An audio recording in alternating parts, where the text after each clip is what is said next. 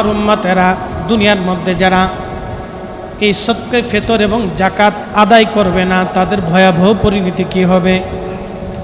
কঠিন হাসরের মাঠে এই যাবতীয় সঞ্চিত সম্পদগুলি তার জন্যে বিরাট করে একটা অজগর সাপ তৈরি করা হবে।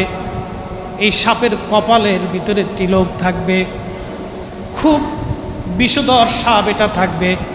এই সাপ যদি পৃথিবীর মধ্যে একবার নিঃশ্বাস ছেড়ে দিত, নবীজি বলেন উম্মতেরা রে, এত কঠিন নিঃশ্বাস এই সাপের, এই জাহান্নামের সাপগুলি, পরকালের আযাবের সাপ সর্পগুলি, এত কঠিন নিঃশ্বাস যদি একটাবার পৃথিবীর মধ্যে ছেড়ে দিত তাহলে পৃথিবীর মধ্যে কোনো ফসল হতো না, এত পরিমাণে বিষ। আহা, জাহান্নামের সর্পগুলি একটাবার আপনাকে ঠোকর মারলে